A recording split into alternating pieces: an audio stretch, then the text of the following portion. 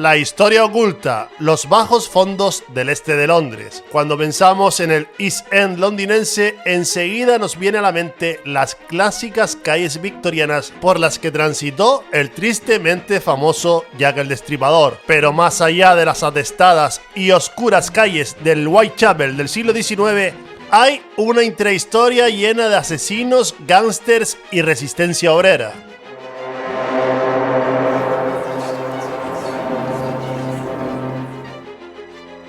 El East End de Londres es un crisol de historias que han moldeado la identidad de una ciudad y que en muchos sentidos de toda Inglaterra. A mediados del siglo XIX, oleadas de inmigrantes irlandeses y judíos llegaron a Whitechapel, escapando de la hambruna y la persecución, pero encontraron una realidad marcada por la pobreza, la discriminación y la lucha por sobrevivir. Este barrio que vio nacer a Jack el Destripador y a los temidos gemelos Kray también fue cuna de movimientos musicales como el Oi y el Grime, que resonaron más allá de sus calles. En este vídeo exploraremos cómo el East End se convirtió en un símbolo de resistencia, creatividad y cambio, desde los slums victorianos hasta los rascacielos de Canary Wharf. Soy Rorschach narrando desde los bajos fondos. Al final del vídeo, si te ha gustado este viaje a través del asfalto, espero ganarme tu like y tu suscripción, porque en el próximo capítulo te haré una oferta que no podrás rechazar.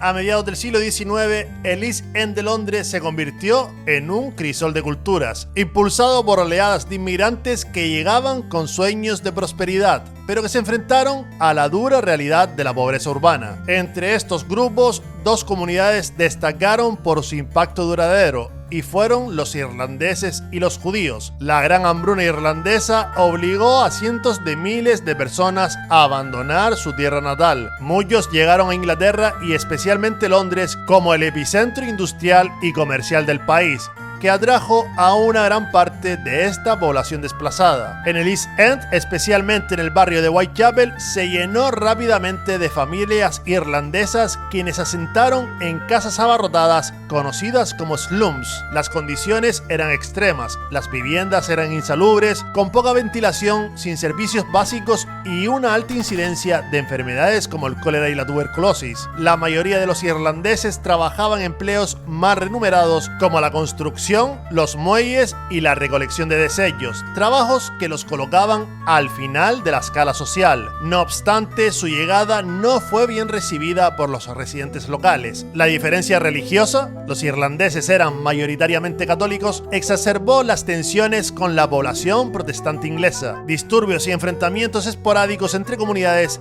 se volvieron comunes, especialmente en momentos de crisis económica. En la década de 1880, una nueva ola de inmigrantes llegó al East End, y esos fueron los judíos askenazis. Esta comunidad escapaba de los pogromos y las persecuciones en Rusia, Polonia y otras partes de Europa del Este. Al llegar, muchos se asentarían también en Whitechapel, transformando la zona en un vibrante centro de vida judía. A diferencia de los irlandeses, los judíos llegaron con habilidades específicas que influirían en la economía local. Se especializaban en la manufactura textil, particularmente en la confección de ropa, y establecieron talleres en sótanos y edificios abandonados. Estos talleres, conocidos como sweat shops, funcionaban bajo condiciones extremas, con jornadas de trabajo interminables y pagos de miseria. La vida social giraba en torno a las sinagogas, los mercados de Whitechapel Road y teatros que ofrecían obras en yiddish. Las calles estaban llenas de vendedores ambulantes que ofrecían de todo, desde pan caliente hasta alfileres y botones.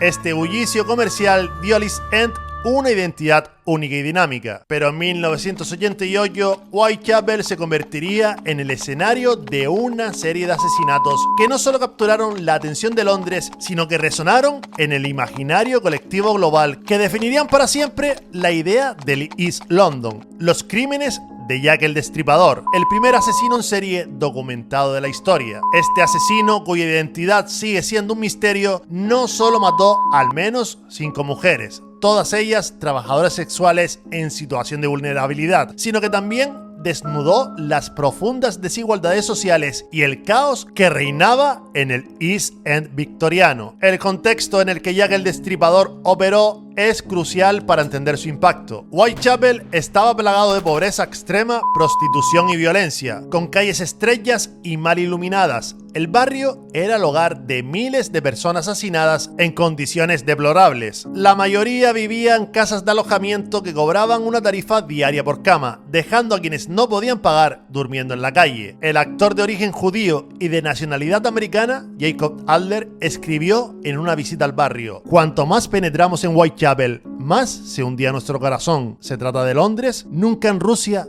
nunca en los peores tugurios de Nueva York se puede ver tal pobreza como en el Londres de la década de 1880. El East End también era un hervidero de resentimientos sociales. Los ricos y los pobres vivían mundos separados y la prensa sensacionalista aprovechó los asesinatos para destacar la negligencia gubernamental hacia los barrios marginales, ya que el destripador no solo asesinaba, sino que lo hacía de una forma brutal. Mutilaba a sus víctimas enviando una señal de horror que parecía desafiar directamente al corazón del sistema victoriano. Las 5 víctimas canónicas, Marianne Nichols, Annie Chapman, Elizabeth Straight, Catherine Edwards y Mary Jane Kelly, representaban la realidad de las mujeres pobres del East End. Todas vivían al margen de la sociedad, luchando día a día por sobrevivir. El asesinato de Marianne Nichols, el 31 de agosto de 1888, marcó el inicio del terror. Su cuerpo fue encontrado en Bucks Row, con la garganta cortada y signos de mutilación. La brutalidad aumentó con cada crimen, alcanzando su cúspide en el asesinato de Mary Jane Kelly, cuyo cuerpo fue encontrado desmembrado en su propia habitación. La policía de Scotland Yard, liderada por el inspector Frederick Aberline, se enfrentó al caso más desafiante de su historia. A pesar de recibir cientos de pistas, nunca lograrían atrapar al asesino. La falta de avances alimentó teorías conspirativas que iban desde la participación de la realeza hasta sociedades secretas. Los asesinatos no solo destacaron la vulnerabilidad de las mujeres pobres, sino también la incapacidad de las autoridades para protegerlas. Además, cambiaron para siempre la percepción del East End, consolidando su reputación como un lugar oscuro y peligroso, ya que el destripador se convirtió en una figura mítica que dio lugar a multitud de teorías y de productos artísticos, desde la literatura con la novela de Maria Adelaide Belloc, titulada Jack el Destripador, el cine con la película de 1942 titulada con el mismo nombre, en la televisión con la aclamada serie protagonizada por Michael Caine e incluso el cómic con la obra From Hell, con un estelar Alan Moore como guionista. Pero el impacto real de los acontecimientos fue abrir un debate sobre las desigualdades sociales y la reforma de los barrios marginales. En los años siguientes, organizaciones filantrópicas como el Toynbee Hall comenzarían a trabajar para mejorar las condiciones de vida en el East End. En este intento de desarrollo social, el East End de Londres se transformó en un símbolo de resistencia obrera y lucha sindical a principios del siglo XX. Ejemplo de ello fue en 1921, cuando el Consejo de Poplar, liderado por el laborista George Lansbury, desafió a un sistema por una mejor redistribución de la riqueza, ya que el sistema del momento castigaba duramente a los barrios pobres y especialmente a Whitechapel. La lucha terminó con concejales en la cárcel, pero logró reformas que aliviaron a las familias trabajadoras en pleno corazón industrial. Por otro lado, Sylvia Pankhurst y su East London Federation of Suffragettes unieron el sufragio femenino a la lucha de las obreras de Bow y Stepney, creando guarderías y redes de apoyo que vincularon derechos sociales con justicia laboral. Mientras tanto, entre fábricas y muelles surgía el Beacon Tree Estate, un mar de 27.000 viviendas sociales construidas para albergar a miles de familias obreras tras la Gran Guerra. Un proyecto que no solo dio techo a miles de familias, sino que reforzó la identidad de un East End donde las calles, las fábricas y las voces de su gente tejerían una historia colectiva de solidaridad y comunidad obrera. El grado de conciencia social en el área llegó hasta tal punto que en 1936 el East End fue escenario de los disturbios de Cable Street, cuando residentes locales, en su mayoría judíos, socialistas e irlandeses, se enfrentaron a la Unión Británica de Fascistas liderada por Oswald Mosley. Los manifestantes bloquearon las calles para evitar una marcha fascista al grito de "no pasarán". Este evento se convirtió en un símbolo de la resistencia antifascista. Todos estos actos demostrarían el nivel de organización, conciencia obrera y comunitaria de un East End mutilado por las fracturas sociales, pero sumamente orgulloso. A pesar de las transformaciones sociales y la toma de conciencia por parte de una mayoría de los residentes, durante varias décadas en el East End londinense se dieron lugar una serie de variopintos gángsters, a cual de ellos más peculiar, que aunque pertenecieron a épocas diferentes, sin duda merecen un capítulo aparte. Para el primero de ellos, merece la pena detenerse primero en un barrio famoso del este de Londres, Limehouse, cuya singularidad residía en algo inédito hasta entonces, ya que fue el primer asentamiento chino en toda Europa, debido a la llegada de miles de trabajadores de la China Han, que se establecerían en la zona abriendo negocios como lavanderías, restaurantes y tiendas de importación. Sus letreros en chino antiguo, una arquitectura extraña para el Londres victoriano y una comunidad de costumbres ajenas al mundo occidental convirtieron a Limehouse en un imán para la curiosidad y para el miedo. A todo ello se sumaban las célebres guaridas de opio, que eran auténticos santuarios de sombra que alimentaron la imaginación de la época. No tardarían en llegar las miradas ilustres. Charles Dickens visitó una de esas guaridas y aquella experiencia terminaría filtrándose en su última novela, El misterio de Edwin Drood. Limehouse también pasaría a la historia por inspirar a uno de los grandes villanos de la literatura popular, Fu Manchu, creación de Sax Rohmer, una saga de enorme éxito que, eso sí, construyó su mito a partir de una visión profundamente estereotipada del barrio y de sus habitantes. La fascinación traspasó la literatura. Incluso Anna May Wong, la primera actriz de origen chino nacida en Estados Unidos en alcanzar reconocimiento internacional, posó en Limehouse durante una de sus estancias en Londres, atraída por la atmósfera única del lugar. La mística que rodeó a este enclave solo es comparable a la de los barrios chinos de San Francisco, Nueva York. Durante décadas, Limehouse alimentó novelas, crónicas y relatos que han llegado hasta nuestros días, consolidando así su leyenda mucho más allá de sus calles reales. Tras la Segunda Guerra Mundial, el barrio perdió gran parte de su población china. Sin embargo, su influencia no desaparecería. Muchos de sus antiguos habitantes se trasladarían al oeste, contribuyendo decisivamente al surgimiento del actual Chinatown de Londres, ubicado en la zona del Soho, y es en ese escenario cargado de exotismo, miedo y mitología donde emerge la figura de Brilliant Chang, cuyo nombre acabaría ligado para siempre a la leyenda oscura de Limehouse y por lo tanto del East End. Brilliant Chang, cuyo nombre real era Chan Nan, llegó al Reino Unido desde China en 1913 y se estableció inicialmente en la ciudad de Birmingham. Poco después se trasladaría a Limehouse, donde comenzó como propietario de varios restaurantes. Fue aquí donde empezó a tejer una red mucho más turbia. Según diversas fuentes, su introducción en el submundo llegó de la mano de Edgar Manning, un personaje singular ya que era un narcotraficante jamaicano y al mismo tiempo músico de jazz en la escena nocturna londinense. Tras la fachada de respetabilidad, Chang ocultaba una personalidad carismática y calculadora. Supo construir un imperio del narcotráfico especializado en cocaína y opio, sustancias que suministraba actores, aristócratas y miembros de la alta sociedad británica. Sus productos circulaban en fiestas privadas y reuniones clandestinas conocidas como salones de opio, espacios donde el lujo convivía con la decadencia. Su método era tan discreto como eficaz.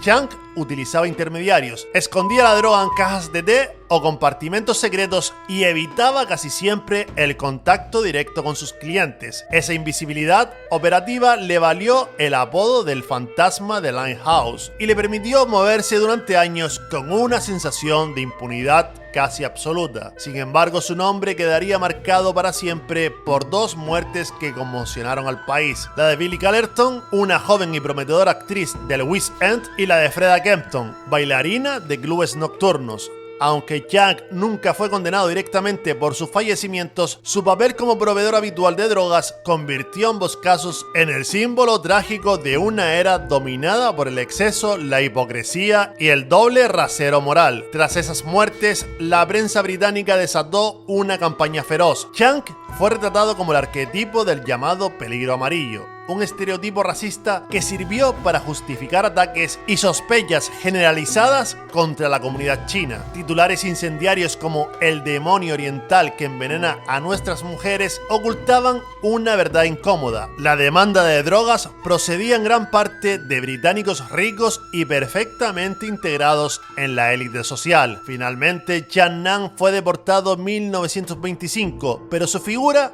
ya había quedado grabada en la memoria colectiva como el rey de las drogas de Londres de principios del siglo XX. Un personaje a medio camino entre el mito, el chivo expiatorio y la realidad más oscura de la sociedad victoriana tardía. Otro nombre imprescindible en el submundo londinense fue el de Jack Spot Comer, uno de los gángsters más notorios del East End entre las décadas de 1930 y 1950. Nacido en 1912 en el seno de una familia judía de origen polaco, Comer ascendió desde los márgenes hasta convertirse en una figura clave del crimen organizado. Su apodo Spud aludía a su habilidad para aparecer siempre en el lugar adecuado en el momento preciso. Inició su carrera como matón y extorsionador moviéndose entre las apuestas ilegales, la prostitución y la protección de negocios clandestinos. Con el tiempo su influencia se extendió hasta los muelles del East End, lo cual le valió el sobrenombre del Rey de los Muelles.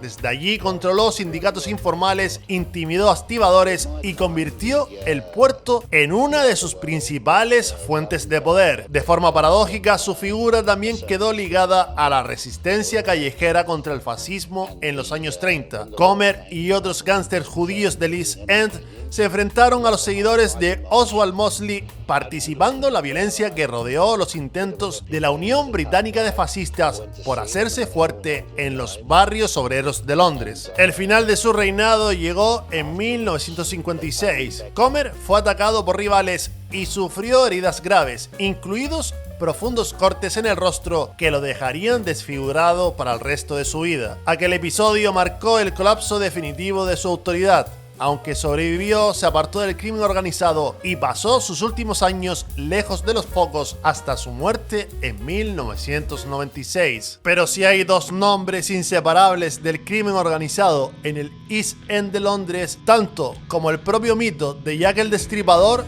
esos son los hermanos Kray. Ronald Ronnie Kray y Reginald Reggie Kray, quienes dominaron el submundo londinense durante las décadas de 1950 y 1960 con una mezcla explosiva de brutalidad y glamour que los convirtió en leyendas vivas de su tiempo. Los gemelos nacieron el 24 de octubre de 1933 en Hoxton, en pleno corazón del East End. Su padre, Charles Kray, fue un boxeador aficionado y un hombre esquivo al trabajo estable. Su madre, Violet, ejerció una influencia determinante, volcando en ellos una devoción casi obsesiva. Durante la Segunda Guerra Mundial, el East End sufrió algunos de los bombardeos más devastadores de la Luftwaffe. La familia se refugió en Bethnal Green y la precariedad, el miedo y la violencia cotidiana moldearon el carácter de los hermanos, forjando entre ellos una lealtad férrea e inquebrantable. De jóvenes, Ronnie y Reggie destacaron como boxeadores amateurs, compitieron en torneos locales y durante un tiempo se pensó que podrían labrarse un futuro en el ring, pero su temperamento, su desprecio por la autoridad y su incapacidad para acertar reglas los empujaron pronto hacia otros caminos más rentables y mucho más peligrosos. En los años 50 comenzaron a construir su imperio criminal desde los pubs y clubes nocturnos del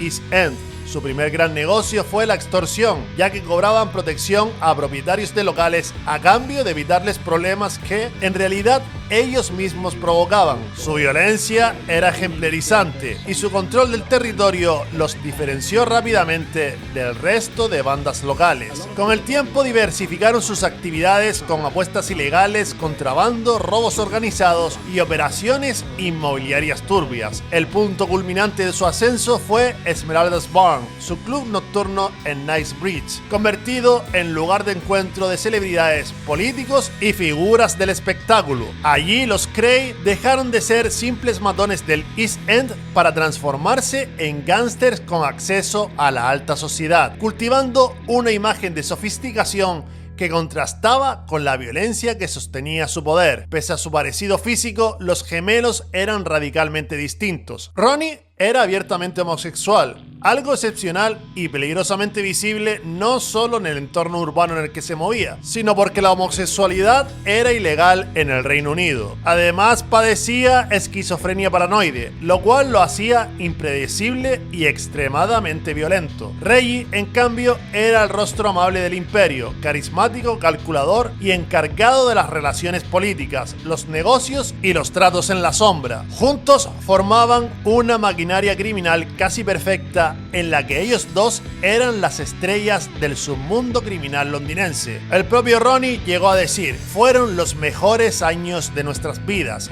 Los llamaron los locos años 60. Los Beatles y los Rolling Stones gobernaban la música, Carnaby Street gobernaba la moda y mi hermano y yo gobernábamos Londres. Éramos jodidamente intocables. Pero aquel dominio no abarcaba toda la ciudad. Al sur del Támesis, en zonas como Elephant and Castle, mandaban los hermanos Charlie y Eddie Richardson, líderes de la temida Richardson Gang. A diferencia del aura de gángsters gentlemen de los Cray, los Richardson practicaban una violencia cruda y sistemática, fraudes, robos y torturas que les valieron también el apodo de The Torture Gang. Entre sus métodos destacaba el infame corte Richardson, que mutilaba a las víctimas con tornillos y alicates. La rivalidad estalló definitivamente en marzo de 1966, cuando los Cray intentaron invadir el territorio del sur organizando una redada en el Mr. Smith's Club en Cafford. El enfrentamiento degeneró en una batalla campal con cadenas, navajas y disparos. Entre los implicados estaba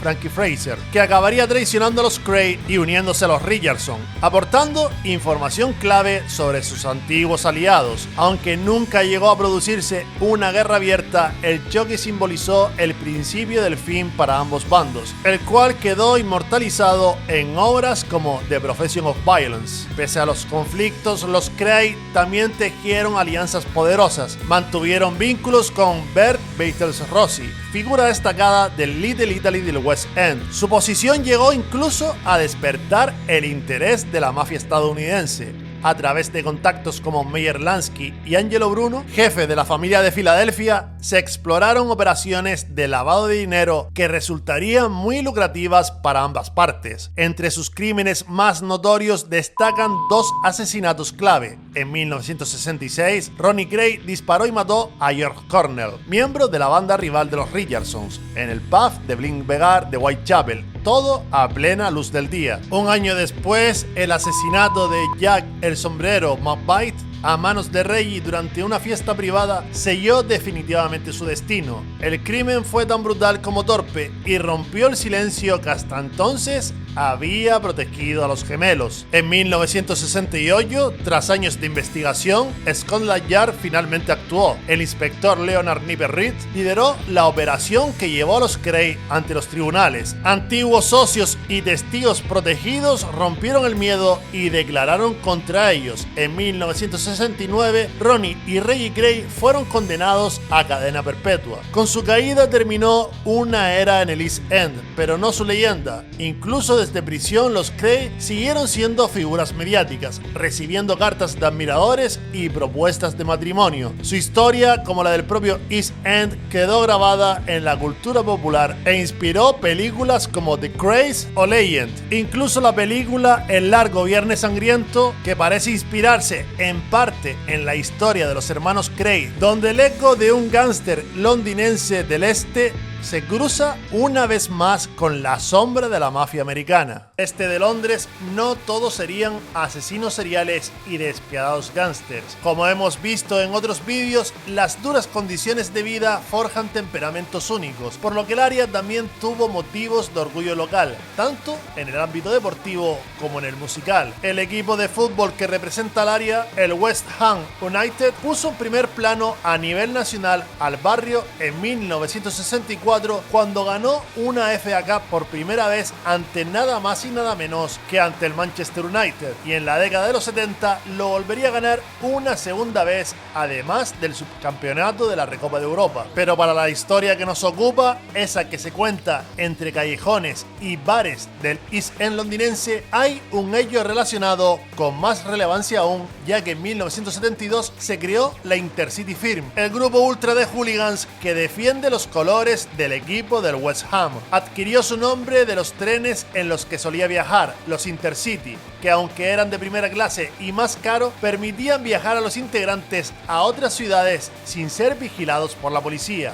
Esta firma, tal como se suelen llamar a las hinchadas de los equipos de fútbol inglés, estaba compuesta principalmente por jóvenes de origen obrero del barrio al que pertenecen, manteniendo así un estrecho lazo con sus raíces proletarias. La agrupación mantiene una rivalidad acérrima con otros equipos de la ciudad como el Chelsea, el Arsenal y el Tottenham, pero especialmente con el Millwall, equipo del sureste de Londres con el que mantiene la que es ya quizás una de las rivalidades más notorias entre dos aficiones del fútbol europeo. La Intercity Firm llegó a ser el grupo ultra más temido de todo el Reino Unido y puede presumir no solo de tener un documental dedicado por la BBC, sino de una película llamada Hooligans, protagonizada por Elijah Wood, que narra cómo un estadounidense ex universitario toma contacto con el mundo del hooliganismo, entrando de lleno en la Intercity Firm. Pero en el distrito que nos ocupa hubo más motivos de orgullo, ya que nacería una de las bandas más representativas de un género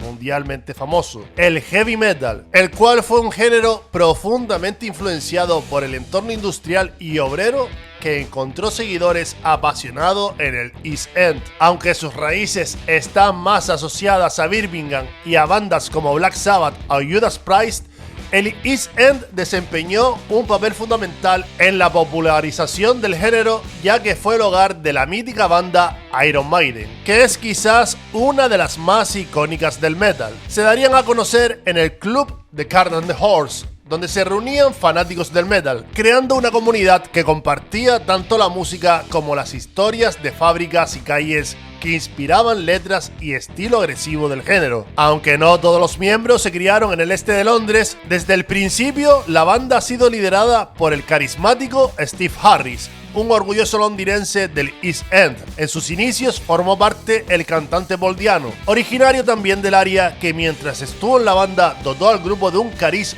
más urbano gracias a su voz ronca y a su actitud punk, con canciones tan llenas de ira callejera como Running Free. Con la salida de Paul Di'Anno y la entrada de Bruce Dickinson, un cantante dotado de un talento descomunal, los Iron Maiden se convirtieron en los máximos exponentes de la nueva ola del heavy metal británico, trascendiendo con ello fronteras y consolidando el heavy metal como una fuerza cultural global. A la misma vez que el heavy metal se hacía mundialmente famoso, otros dos géneros musicales nacidos de las calles estaban captando la atención de miles de jóvenes de todo el mundo. Y esos dos géneros eran el punk y el oi. Ambos dieron lugar a dos movimientos urbanos que tendrían un gran peso en Londres. Si el punk tuvo una tremenda repercusión en el West London con bandas como los Sex Pistols y The Clash, la música oi tuvo en el East London un foco de actividad a la par, donde surgirían algunas de las bandas más icónicas del género. Todas ellas compartieron un fuerte sentimiento de pertenencia al barrio que nos ocupa. Cock Sparrer, que debe su nombre a un término propio del dialecto cockney, fue una banda de errática trayectoria, ya que tendrían varias reagrupaciones, y aunque nunca disfrutaron del éxito comercial, los Cock Sparrer sí que disfrutan del reconocimiento de haber allanado el camino al resto de bandas del género, ya que comenzaron en una época tan temprana como lo es 1972, en la que empezarían a cantar temas temas inspirados en el rock mod de los Who o de Small Face, hasta dar forma al ya mencionado género Oi, clásico inspirado en las historias de las clases trabajadoras, entre las que este grupo ganó un apoyo multitudinario. Su canción England Belongs to Me se convirtió en todo un himno para el movimiento. Por otro lado estaban los Forest Kings, que a pesar de su nombre tenía una variopinta mezcla de tribus urbanas en la que convivieron dos skinheads, un sodehead y un rockabilly. Realizaron temas tan memorables como A Cab,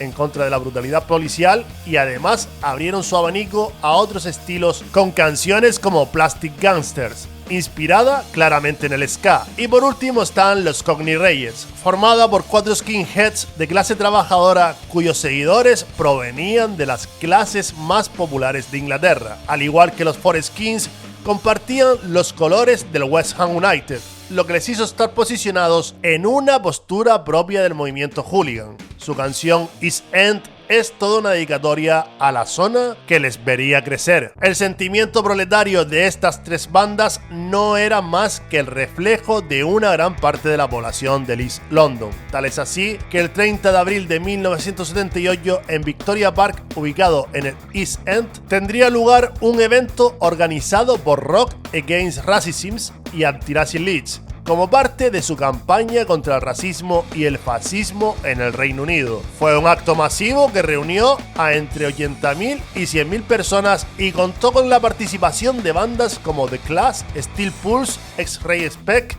The Rats y Tom Robinson Band. El contexto histórico del concierto fue marcado por el aumento del racismo y la influencia de grupos de extrema derecha como el National Front, que amenazaban a las comunidades minoritarias, especialmente a la comunidad bangladesí del East End. El evento buscaba mostrar solidaridad con estas minorías y promover un mensaje de unidad y de resistencia. Durante el concierto, The Clash tocó su famosa canción White Riot, que se convirtió en un himno de lucha contra el racismo. Además de la música, el evento incluyó discursos de líderes comunitarios y representantes de la ANL, creando un ambiente donde la música, la política y el activismo se entrelazaron. Muchos asistentes recuerdan el ambiente de unidad con personas de todas las razas y clases sociales bailando y cantando juntas, lo que convirtió este concierto en un momento icónico en la historia cultural y política del Reino Unido, volviendo a poner al East End como estandarte de la lucha antirracista y antifascista, rememorando la batalla contra el fascismo que se dieron en las calles del East End en 1938, aunque lamentablemente tal acto se vería manchado tan solo 4 días después, cuando un grupo de supremacistas impulsados por el odio asesinaron a un joven bengalí en Whitechapel llamado Al-Tapali. En respuesta al asesinato del joven bengalí se dio un enfrentamiento clave en el East End conocido como la Batalla de Brick Lane, nombre dado en referencia por el lugar donde ocurrieron los hechos, donde se da una gran concentración de inmigrantes asiáticos, en especial bengalíes. El enfrentamiento se dio entre la comunidad bangladesí local, que ya enfrentaba discriminación y violencia, y el grupo de ultraderecha National Front, que buscaban difundir la retórica racista y amenazar a los inmigrantes. Brick Lane, que fue siempre un enclave histórico para migrantes, primero hugonotes, luego judíos y más tarde bangladesíes, se convirtió en campo de batalla cuando el National Front anunció una marcha por la zona. La comunidad bangladesí, junto a grupos antifascistas como la Anti-Nazi Leeds y Rock Against Racism, organizó resistencia bloqueando calles y confrontando al National Front. Aunque la marcha fue prohibida, las tensiones derivaron en choques callejeros, exponiendo el racismo sistémico y generando solidaridad colectiva. El evento marcó un punto de inflexión en los movimientos antirracistas británicos, fortaleciendo a la comunidad bangladesí para reclamar sus derechos y consolidando Brick Lane como símbolo de la resistencia multicultural. Este evento marcó un punto de inflexión en la lucha contra el racismo en el East End y llevó a un mayor activismo comunitario. Ya entrados en los años 80 se marcó el inicio de una transformación violenta para el East End, y esa fue la creación de la London Docklands Development Corporation, que bajo el gobierno de Margaret Thatcher impulsó la regeneración de los muelles abandonados, desplazando a comunidades obreras. Canary Wharf, con sus rascacielos de vidrio, se erigió como símbolo del capitalismo global, mientras las viviendas sociales se demolían y los alquileres subían. El cierre de fábricas y astilleros dejó a miles de personas en el desempleo, alimentando economías informales y tensiones raciales en barrios como Tower Hamlets, donde la comunidad blanca de Sí enfrentó nuevamente ataques de grupos neonazis. Para añadir más tensión aún al contexto social del East End, el 9 de febrero de 1996 ocurrió un hecho trágico que impactó profundamente a la psique colectiva del área. El IRA provisional detonó una bomba de 1 tonelada en South Quay, matando a 2 personas y destruyendo varios edificios. El ataque, parte de la campaña por la independencia de Irlanda del Norte, expuso la vulnerabilidad de la nueva Londres financiera y especialmente del este de Londres. Para muchos locales, sin embargo, Docklands ya representaba una herida: la expulsión de las familias obreras para dar paso a bancos y oficinas. Pero a pesar de estos cambios, el East End londinense tuvo tiempo de dar uno de sus últimos gritos urbanos. A principios de los 2000, desde las Council Estates, surgió un género musical nuevo, conocido como el grime. Este género, crudo y frenético, nació de las raíces del jungle, el dancehall y el hip hop, y tuvo una amplísima acogida entre jóvenes descendientes de jamaicanos y africanos. Artistas como Dixie Rascal y Wild convirtieron las experiencias de marginalidad, vigilancia policial y vida en bloques de vivienda en poesía urbana. Sellos como Boy Better Now y emisoras piratas como Rinse FM fueron vitales para su difusión. El grime se nutrió de una cultura de clays, enfrentamientos líricos entre crews como Roll Deep, Nasty Crew y Skepta's Meridian Crew, donde las rivalidades eran musicales y simbólicas, no territoriales ni violentas. Estos duelos, celebrados en parques o estudios piratas, servían para demostrar el ingenio lírico y la lealtad a los códigos del género. Por ejemplo, el enfrentamiento entre Wild y Lethal Beasley, o las batallas en el evento conocido como Lord of the Mic, que elevaron el perfil del grime como arte callejero. Aunque el género coexistió con problemáticas reales como el narcotráfico ligado a pandillas, las crews del grime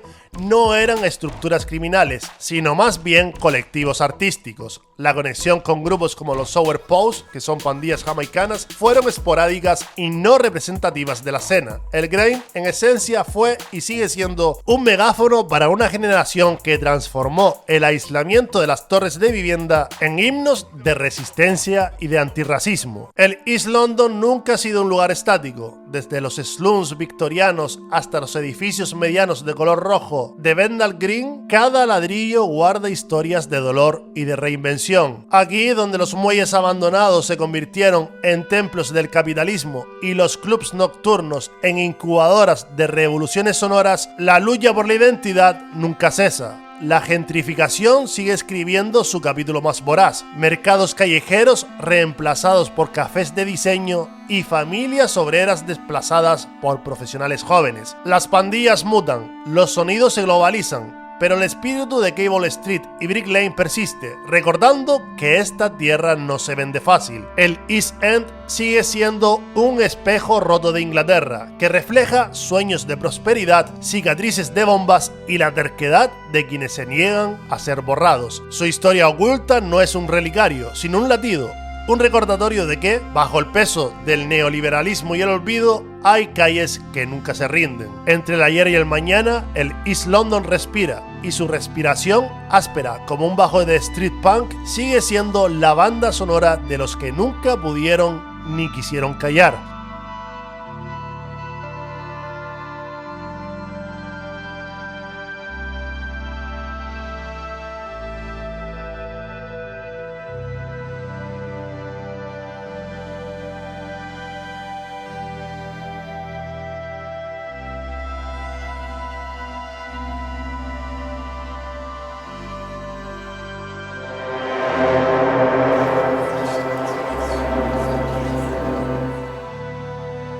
Y recuerda que darle a like y suscribirte me ayudará a seguir creando contenido similar a este, o de lo contrario, te haré una oferta que no podrás rechazar.